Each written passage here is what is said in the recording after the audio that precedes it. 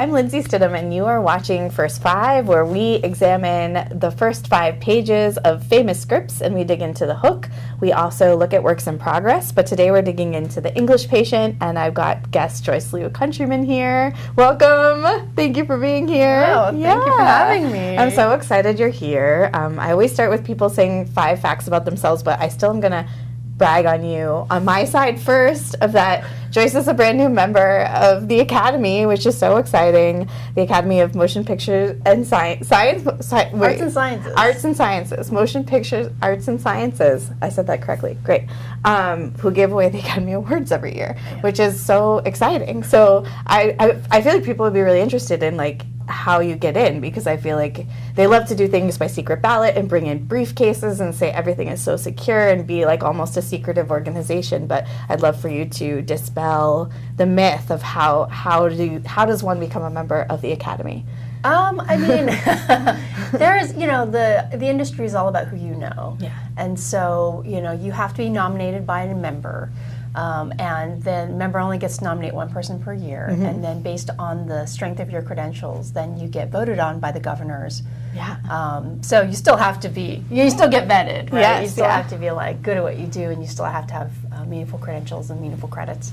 And so, I mean, literally it's like meet someone in the Academy, do good work, show that you have earned a spot there, and that's the way in. Yeah, and I also think people might not necessarily know that there's so many different divisions, and you are now a member of the short film division of the Academy, so I'm assuming that's where your focus will be in moving projects forward towards the awards. Yes. So in that regard, then I'm voting specifically on the shorts. Yeah. There are those categories that all the members vote on, which are the big 4, right? Best actor, best director, best, actress, best film. Yeah. But when it comes to the shorts branch, we're the ones that are voting on, shortlisting those shorts to get to that final list that the members vote on. Yeah. Well, huge congratulations. That's so exciting. Thank you. But I'll let you say 5 additional facts about you before we dig into English Patient today. 5 facts about me. Well, I actually came to filmmaking later in life, and so going back to film school was actually a 4th career shift. So this is just hope for those who feel like, oh, maybe my time is over, and it's not, because I didn't go back to film school until my 40s, hence all the gray hair now, right? It keeps coming. It keeps coming, it doesn't stop. But so I went back to film school later in life in my 40s. Other facts about me: I have my first graduate degree in clinical psychology, so I can't not approach every script as a psychologist in some capacity, but it does help me a great deal in the way that I work with people. And understanding character, right? Yeah. Character is all psychology. Yeah, it's totally. All psychology. Yeah. Other facts about me: I was born and raised in San Francisco, and so I have a very strong focus on social justice because I was raised in the place where the home of free speech. That's where the free speech movement started. Yeah. So I was a kid going to protests, right? Which, it's like I make my kid go now. I have a kid too. That's my other fact, right? I have a 16-year-old, almost 17. But it does speak to like how my kind of moral compass and my center, my principles come from having grown up in San Francisco and being in a place where it is all about social justice and, really looking at making the world a better place, right? Actively. Yeah. What one person can do, you never know, right? Yeah. What's the last fact about me? I don't know. I went to UCLA. I'm really a California girl. Yeah. Born and raised in San Francisco. Went to UCLA undergrad. Yeah. Left to go to University of Wisconsin for my first graduate degree. Then went to University of Hawaii. I'm over educated.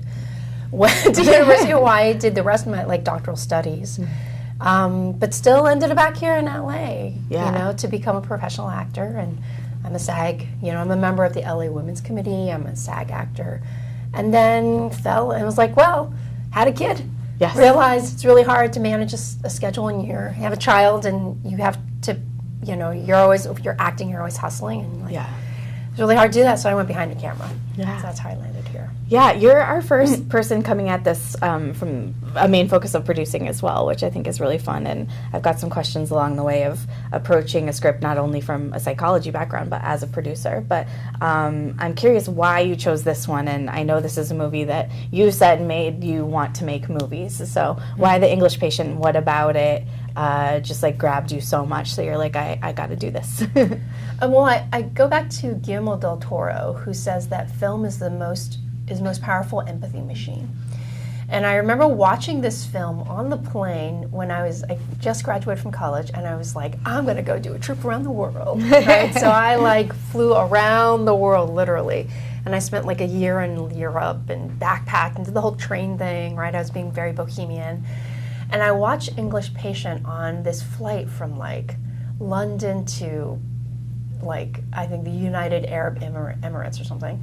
And I watched it 3 times. Yeah. And remember, this is a 3-hour film. Yeah. Right?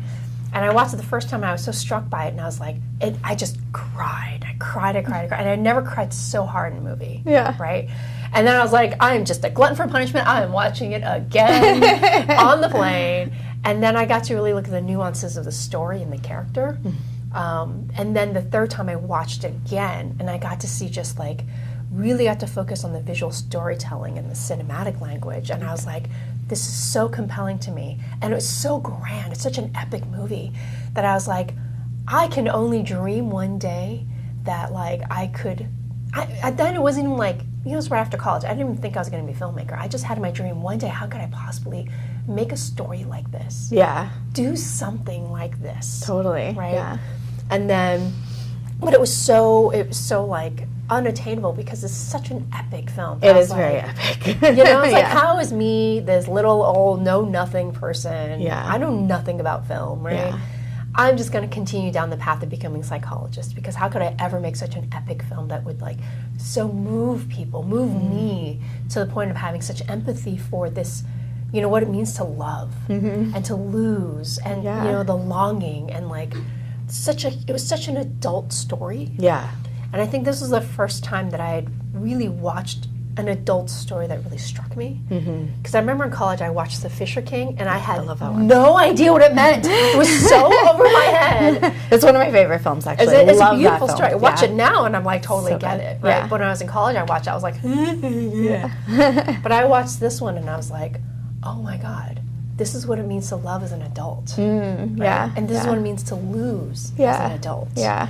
You know, and like dealing with these themes of like death and love, and you know, like literally feeling this is your soulmate. Yeah. Like all those pieces. Yeah. So anyway, so after that I was like, maybe one day I'll be a filmmaker. Yeah. One day, far off. I mean, I love that this one was the one that inspired you. I have a few, but this one is so beautiful, and I just rewatched since it came out like fairly recently, and it was very fun to revisit it as a grown-up, because I was a kid, like basically a kid when this came out, so it was cool to re-see it through an adult lens. But should we start? I'm going to stop us along the way with some questions, but yeah.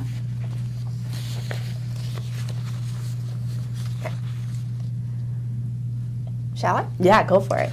The English Patient by Anthony Minghella, based on the novel by Michael Ondaatje. Exterior, late 1942. The Sahara Desert, day.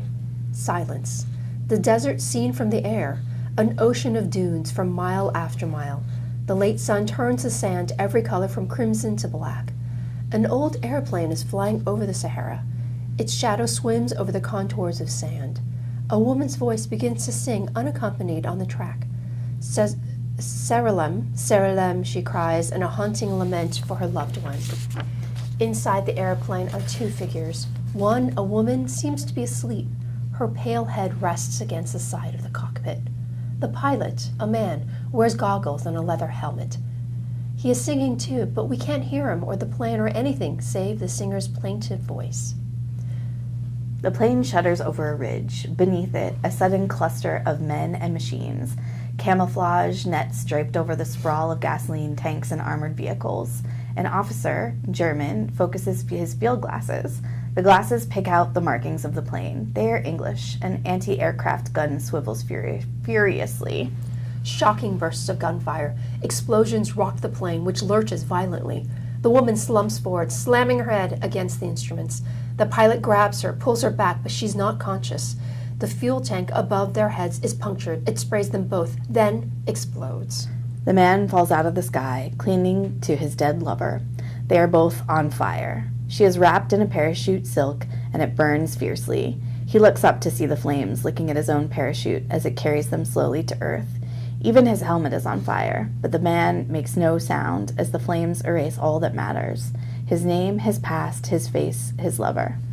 I wanted to stop a minute. It's such a great beginning. I almost have goosebumps to the very end, too, of like everything is erased, and starting with the blank slate for, especially when you lose your memory, feels just so daunting, obviously. But this is a novel, and I feel like if anybody has tried to adapt a novel, which I've done a couple of times, it's hard to like pick out what do we focus on and where is our story. It's almost a whole other brain exercise beyond just writing a script. But what do you think works so well about this novel adaptation that it was like made to be seen ultimately? Well, I think if you look at the description, it's so cinematic. Yes, yeah. You know, it is cinematic and it is also poetic. Yeah. And I think that it really takes a master of the craft to be able to translate that onto the screen, to maintain its poeticism. Yeah, yeah. You know what I mean? Totally. But it says so much with just the visuals. Like, who is this woman? Why is she asleep? What happened to her? You know, you find out later, of course, that she was already dead. Yeah. But, you know, here you're like, you immediately worry about these characters. You immediately become invested. Mm-hmm. You know what I mean? And so I think it does such a it's so powerful in the way that it brings you into these characters and it makes you want to care about them because you don't know what's happening to them. Because just on like a human level, you're like, are they okay? Yeah, totally. Yeah. You know? Yeah. You know, and just like, so, you know, just like the actions, the behaviors for an actor to act. Yeah. There's so much. Yeah. It's like, he's so concerned about her physical being and her safety, even though she's no longer alive. We don't know that, but that he puts her first. Mm-hmm. And that says so much about character and so, with no words at all. Yeah. You know, but just those actions. Totally. Yeah. So. Yeah, and we get time and place so fast too. We know it's wartime.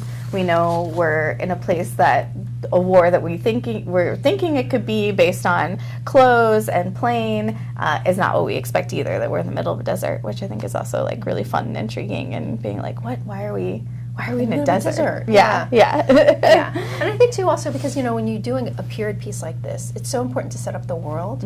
Like, world building is such an important piece of sci-fi, of action, but especially of like period, that I think this cinematically builds this world so quickly and so beautifully. Yeah, totally. Exterior, the desert, dusk. The pilot is being carried across the desert. A mask covers his face. His view of the world is through the slats of reed. He glimpses camels, fierce low sun, and men who carry him. Exterior, Italian Hill Road, early 1945 day. The sand gives way to trees, the jingling bottles to distant church bells, as a convoy of 20 trucks, Red Cross vehicles and some supply vehicles, snakes along the bumpy hill road. The war in Italy is largely over, and the Allies are moving up the country, the wounded and supply lines slowly falling. Interior, Red Cross truck, day. A young Canadian nurse, Hannah, sits in a truck full of patients. Hannah pays special care to the patient, lying in the stretcher alongside her. This is the pilot, now known as the English patient. A web of scars covers the patient's face and body. They have the quality of a livid tattoo, magenta and green-black. The hair has largely gone, and the effect is curious, lassoing his features, the strong nose, the eyes, liquid. It's a warrior's face. But he has no physical strength. He coughs violently as the trucks shudder along the road. I just want to talk about Hannah for a minute, because then we get to meet Hannah. We get the first person with a name, I believe, is now Hannah. And this movie's called The English Patient, but it's very much Hannah's story, which I think is really interesting. And she's such a fun character for the time. this was, way pre-Me Too, and we could get into some people that financed this movie that are tough people in the world, but she is such an amazing character with much agency, and I feel like it felt unusual for a character there's no focus on her beauty, albeit she's a very beautiful actress, but the focus is much more on who she is as a person and her own desires for love in a time where love and the hope for normalcy is so tough because it's wartime. So I was just curious, like, what do you love about Hannah as a protagonist, maybe even a surprising protagonist for this story? Yeah. Well, I think Hannah as a character has so many dimensions to her, right? And played so beautifully by Juliette Binoche. But she has agency, but she's been through war, but she is not hardened. Yeah. Right? Like, she still has this genuine curiosity and genuine, compassion. And she takes her job so seriously as a nurse. Yeah. Like, that it is not just a job, but it is a vocation and a mission. And I think that drives her character to make the choices that she does. Yeah. Right? Yeah. And the sacrifices that she makes. Yeah. To a point where it's like, if I was going to, tag someone in my life where I met, I'd be like, oh, this is a giver. Yeah. This is someone who just gives and gives and gives unconditionally. Totally. This is who Hannah is, Yeah. right? Yeah. But she is not a pushover. No, not at all. Yeah. And so her as a character lives life so fully, is so ideal, driven by idealism. Yeah. And yet loves so fiercely and and I think this is why I resonated with her. She sticks so strongly to her principles. You know what I mean? And even if it's at a cost to herself. Yeah. But she's like, these are my principles. This is who I am. This is how I define myself and who I am, who I want to be as a person. Yeah. And I think that shows that's what makes her such a compelling character. Yeah. It's the kind of person you aspire to be. You hope you could be. This person is stronger than me. Yeah. Spiritually, to be able to be this person. Yeah. You know? Yeah. Totally. Yeah. Yeah. She's such a fun character, and we'll talk about her a little bit more after we read a little bit more. And there's still chaos as two sappers arrive on motorcycles. One of them, a Sikh, wears a turban. The motorcycles arrive at the front of the convoy. A nurse, Mary, is helping a doctor, Oliver, stand to the injured driver. The other two bodies are covered with blankets. There's blood everywhere. The Sikh and his colleague pull out the paraphernalia of their bomb disposal equipment. Exterior Italian Hill Road day. Kip, the Sikh lieutenant, and Hardy, his sergeant, explore the road ahead of the becalmed convoy using saucer-like metal detectors and headsets. Kip is young, lithe, contained, utterly focused as they inch along the debris-strewn road. He stiffens as he registers metal. With a bayonet, he carefully scrapes at the mud-caked surface. Something gleams. Suddenly, a pair of feet walk across his vision as Hannah hurries past, walking carelessly up the road. It's so surreal that neither man registers at first, and then Kip is shouting, Hey, stop, hey! Don't move! Stand absolutely still." Hannah stops. Hardy gingerly follows her footsteps. "Good, that's good. Just stay still for me, and then we're going to be fine." He arrives at Hannah, then grabs her. He'd like to slap her face. "What are you doing? What the bloody hell do you think you're doing?" By way of an answer, she looks at the ground ahead of her feet. Jan's bracelet lies in the mud. Hardy bends down and collects the mangled bracelet, presses it into Hannah's hand. That's where I have stopped. Okay, cool. All right. Yeah. Okay, cool. I mean, I love that ultimately, no matter what, this is a romance because whether we know it or not, we've met the two core love stories of the story, even within the first 5-ish pages of this film. And I feel like when you're writing a love story, don't hold back. Make sure we meet all these people that even if you have no idea yet that they're going to fall in love, but we get to meet them so fast. And to me, that really grabs me. And I also just love Kip as a love interest. He's just such a lovely, fun, loving love interest. And he and Hannah have such this innocent, sweet love in contrast with all this darkness around them, which is just so lovely. So, and I'd forgotten that we met Kip so early on in the story, which I think is awesome. But because he comes back much stronger, more in the center of the movie. But so fun. What about these first 5 pages really grab you? And if you were approaching them through the producer's lens, what would have gotten you the most excited to be like, I want to produce this movie? I think So what grabbed me about these first 5 pages was really Hannah, and how, like, and I wanted to kind of stop where she picks up the bracelet, because she literally is she's so driven by her passion, you know, and that her grief for her friend Hannah, that she would risk her own life. She doesn't even think about her own life, and I think that is who she is. She doesn't care about her own life. She cares about everybody else's around her. Yeah. Right, and that she loves so deeply. And so that, for me, was a really compelling story. Yeah. Like a compelling character that I want to see. Yeah, totally. You know what I mean? Like somebody who would, like, that we don't, you know what I love about this film, and this is what, like, as a producer, I would be so drawn to it. Yeah. Is that it is such a, in a way, classic Hollywood. Yes. Yeah. You know? Yeah. It's like even the characters, it's like you think about Ray Fiennes and you think about Kristen Scott Thomas. Yeah. They, in this film, are such classic Hollywood stars. Yeah. In that way, right? Yeah, you think about like the black and white, like Casablanca and like, you know, like Affair to Remember. They're so like classic. And you know, and so in that way, it's compelling to me because I feel like our stories now are they're fun. Yeah. You know, they're very grounded, but we miss that epicness. Totally, yeah. You know? There's no rushing this love story. Like, it unravels in almost like it is a different era, so we're not distracted by technology and this and that and the other, but it's like we get to take the time with the love, if that makes sense, and I feel like that feels so rare now, and both of these love stories are really slow burn, and it's pretty long. Again, it's an epic movie, so it's a pretty long movie, but we get to take this time and this care in all the moments that these couples build together, which I think is also just so nice and feels so rare now. The picking up of the bracelet and the bomb disposal too, I feel like hits on a bit of a theme that I feel like is like luck and timing and bad timing and good timing that comes up for all these people throughout this story. And I was just wondering, what were some of the core themes that grabbed you, and what about these love stories, I guess, along those lines of doomed for better or worse, like, starts to jump out at you pretty quickly, even in these 5 pages. But yeah, I think the idea of loss and longing was really compelling for me, you know, because it's like, I think especially now we live in an era where everything is so immediate and fast, and it's like delivered on your phone, right? And we forget that, you know, it's very romantic, but the idea that they're soulmates. Yeah. And the idea that, you know, you think about, like, I just watched Dr. Zhivago, you know, again, like last week, and I was like, the idea of a lifelong epic love story that is not disposable, right?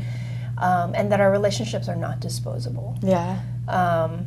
And I think we're a little bit jaded living in Hollywood, where it's like, you know, you come together and make a project and then you separate. It's like very ephemeral. Yeah. And so showmances galore. Exactly, right? Exactly.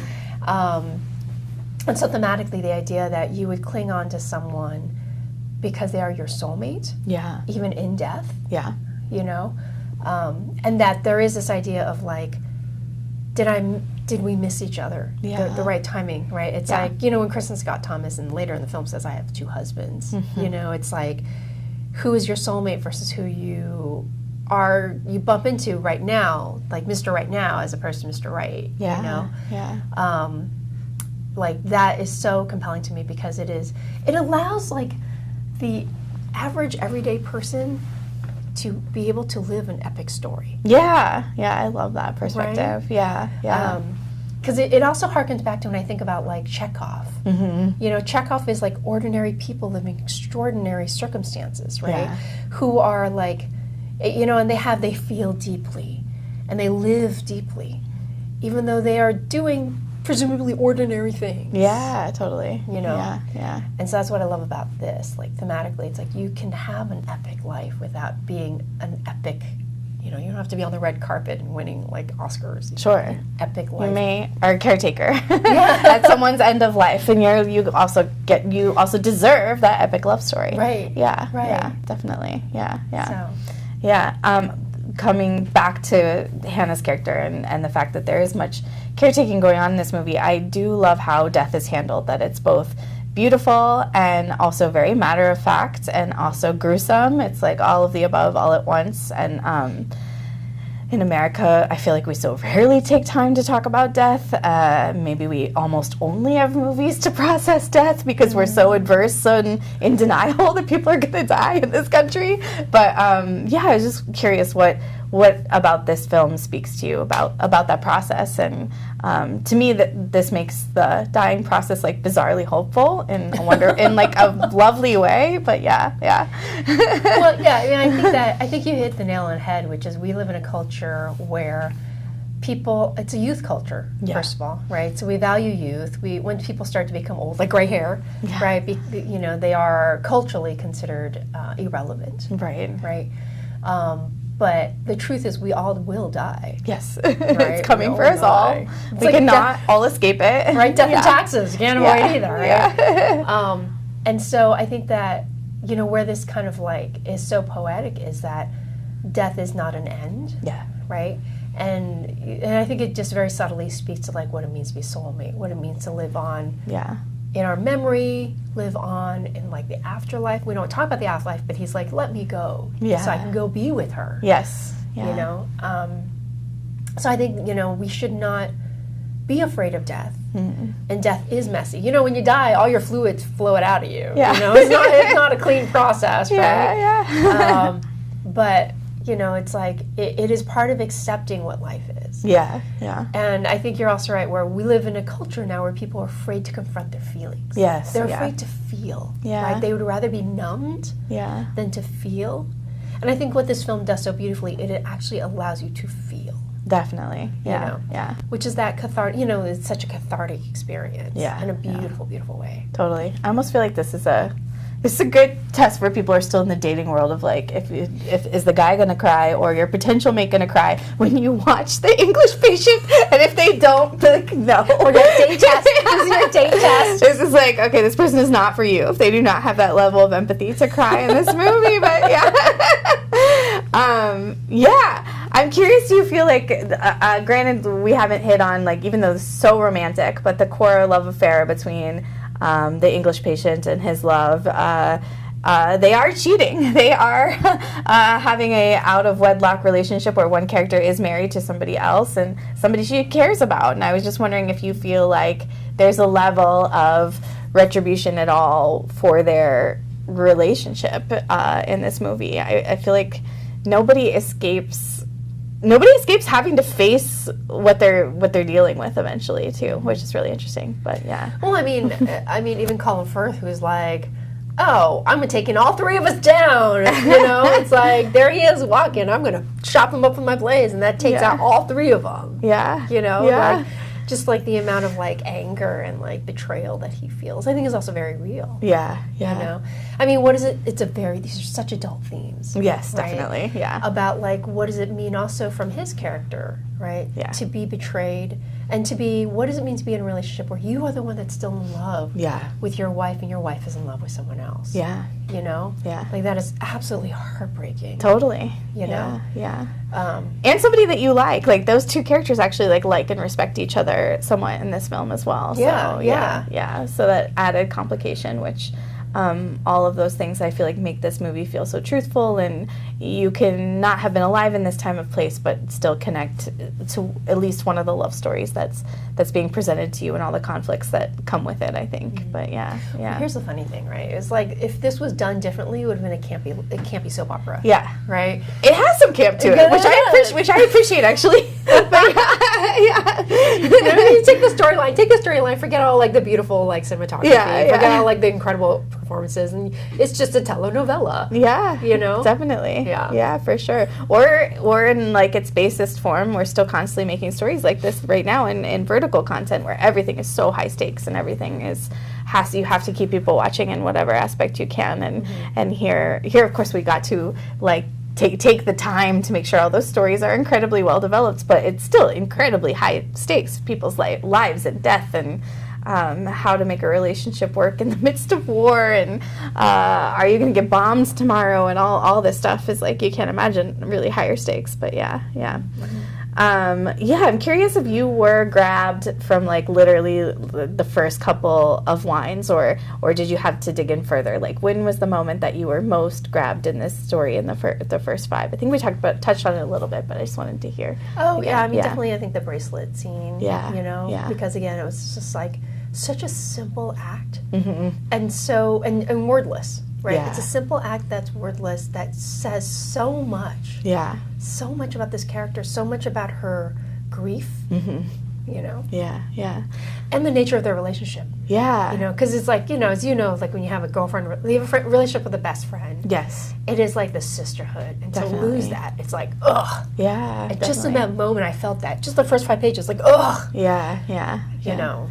Yeah, on screen, I also just think the flying image, especially because it comes back, is to me like so striking. So then coming back and reading it, and I think this is maybe the second time I've read the script, but the flying is so cool to see on the page and see how that's executed. And I feel like so often too, when we get these epic plane scenes, they're stunts for stunts' sake, and this one has such an emotional core to justify. In movies, we have to justify sometimes like every line item, right, to even get the movie made, every single line item in the budget. But how could you not justify this like epic fall from this plane that ends up being the core of this somewhat forbidden love along the way? So yeah. So it's so fun to see it later on, and it's fun to see how it plays out on the page after having watched it not too long ago. But yeah.